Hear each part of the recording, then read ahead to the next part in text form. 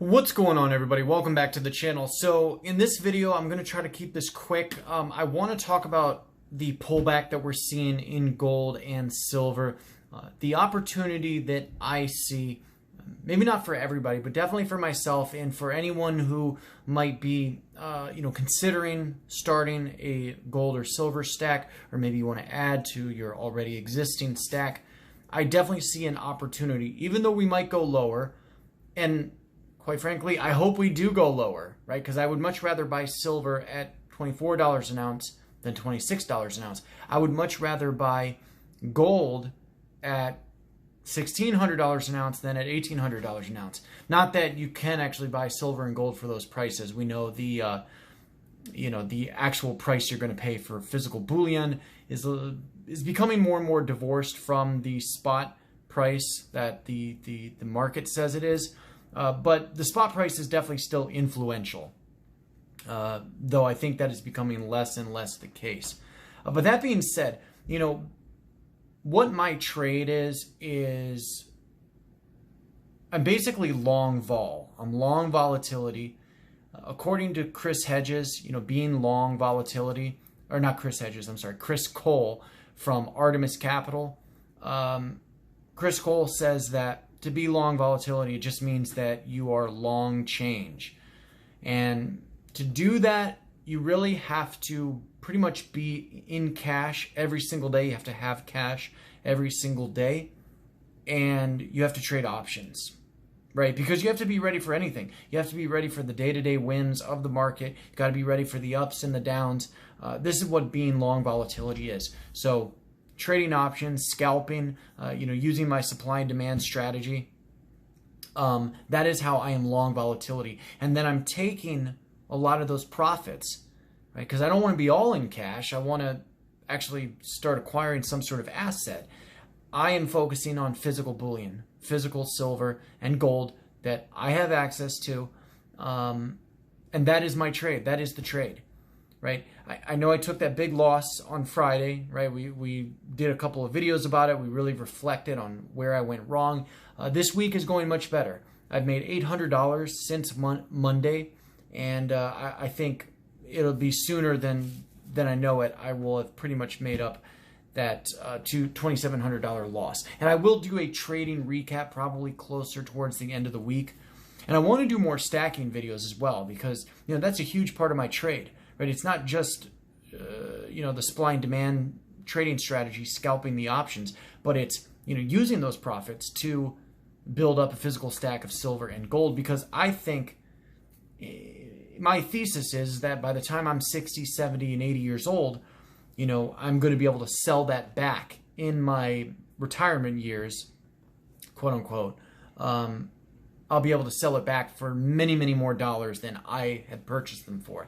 I think 30 years from now, silver and gold will definitely be much higher than it is today, right? And even if it's not, it's pretty much a risk-free investment because it will never go to zero. It's impossible for gold or silver to go to zero. It's never going to happen, never has happened. It's been money for 6,000 years.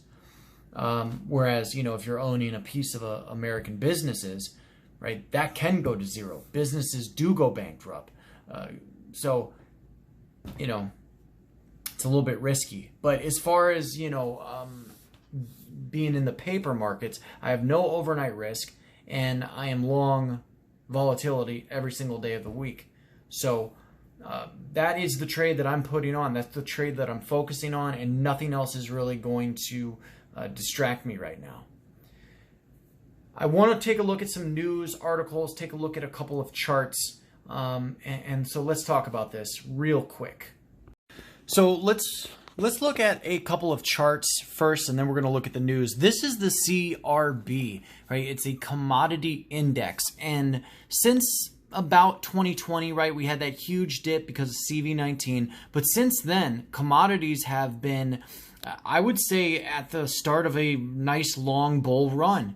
And so we're making higher highs, higher lows, higher highs, higher lows. And the thing about the commodities index, the CRB, is that if commodities are going up, generally speaking, that should support gold and silver prices. If you look at gold, right, this is the last year, right? This is the last year. We hit about $2,000 an ounce. I think it was August. And we were sort of up here at $1,900 an ounce for a couple of weeks, but then bam, gold pulled back in a big way. We were as low as like 1760 this morning, right? And then we have the silver chart, right? Silver made a huge rally and topped out at about $28, $29 an ounce, and it's been just sort of chopping up and down. But for the last couple of weeks, right, the last month or so, we were at that $27, $28 range, and a lot of people thought, okay, this is it. We're going to $100, and then bam, we got knocked back in silver as well. Now, could silver go lower and go to maybe 24 or 25, maybe 23? I hope so. I really do hope so. But I have an article from FX Empire that basically says silver is forming somewhat of a bear flag continuation pattern, right? I hope this is a bear flag. You can see it a little bit easier on the silver futures chart on Thinkorswim. I hope this is a bear flag forming. We did see a lot of strength today, and we are in a weekly demand zone, and we're also right on a trend line, right? If you see, I drew this trend line. There is a weekly demand zone below, so if we do break this, I think this will probably be about as low as we go, as maybe $23.80, $23.78, maybe $24. I really hope so. But why is this happening, right? Why is gold and silver getting kicked down so bad? Well, it's the dollar and it's the stocks, right? So if you look at the dollar index chart, in fact, this article from MarketWatch talks all about that. This headline did change, but a couple of hours ago, it basically said gold is having its worst quarter in a very, very long time, I think in years. But this article from MarketWatch talks about how, the US dollar is rallying. The stock indexes have been rallying. The stock indexes are at all-time highs. And look at the dollar, right? The dollar rallied in a huge way the past couple of weeks, and now it looks like we formed a little bull flag there, and we're going to go even higher. So this is why gold and silver are pulling back so much. Now, that being said, I see this as a huge opportunity, depending on what your goals are. But if you're somebody that wants to start a stack or somebody that wants to add to your stack, these prices are looking very, very attractive. Now, obviously, you're not going to pay these, you're not going to literally pay only $26. There is going to be a premium for gold. You're not going to literally pay, $17.68, right? If you're buying like 10th ounce pieces of gold. I think I actually have one of those. Here we go. These are definitely affordable. With the premiums, I paid about $230. So, you're paying very high premiums for a 10th ounce piece of gold. But for somebody that doesn't have $2,000 to put on one piece right now, this is a great affordable way to start acquiring gold. I have about 2 of these now. I have a little bit of gold jewelry as well. So I'm trying to stack as much gold as I possibly can. I might try to pick up another one of these this week. Pick up another 10th ounce eagle. But this is really the best way, the most affordable way. If you have limited capital and you don't want to put $2,000 into gold all at once, this is a great way to start stacking gold. And you don't have to buy the graded coins or whatever. This just happened to be a graded coin that one of my local bullion shops was selling. But like I said, I picked this up for about $230. Absolutely beautiful. And, gold is gold. And you definitely want to get your hands on some of it. Not financial advice, obviously, but that's what I would say. And so, seeing gold and silver pull back like this, it definitely makes it attractive. And this is what I've been doing, is trying to buy on price weakness. If you want a dollar cost average in and just buy like an ounce of silver every week or whatever, you can do that too. But I like to try to wait for these pullbacks and really try to load up on price weakness. So you know, you have gold pulling back, silver pulling back, the dollar rallying, you have stocks going up, oil as well, right? Bank of America, I think, thinks that Bank of America basically told Fox News that oil could hit $100 a barrel by next year. I know Peter Schiff thinks it's going to happen a lot sooner. But when you look at the ratios between precious metals and oil, precious metals are actually very, very cheap right now, right? The dollar, measuring value with the dollar is not the only way to figure out how much something costs. And if you look at some of these ratios, I mean, historically speaking, oil to gold is very, very cheap right now, right? So it definitely presents an opportunity. Another fun little thing I wanted to show you guys is Rick Harrison, I think is his name. Rick Harrison or Rick Garrison? Rick Harrison from Pawn Stars. You guys know this dude. He told Kitco News today in an interview that basically everyone would eventually go back to gold and silver, even the Bitcoiners.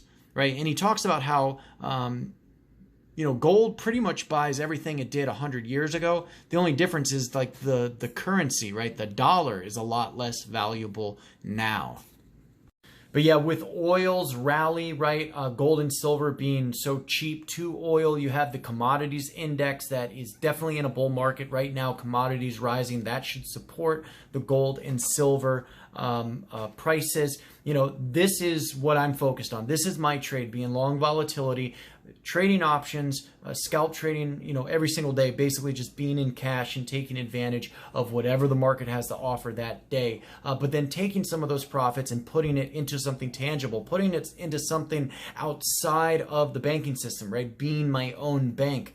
In my opinion, for myself, that is the perfect trade. Nothing else is really going to distract me. And like I said, I want to do a trade recap, talk about, you know, what happened after my loss on Friday, because we did talk about that. And I also want to do more stacking videos. So if that's something you guys want to see, please do comment down below. Let me know what it is that you're looking at, right? What's on your watch list? What is the trade that you're focused on?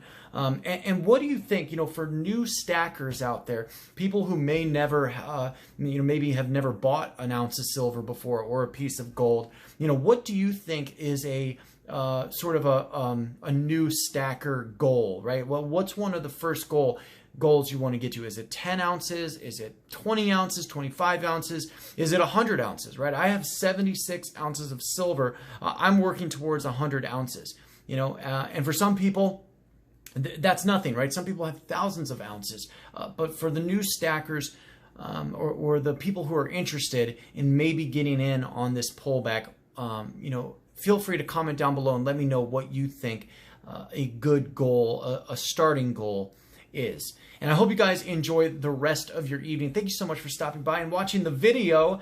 And as always, until next time, God bless.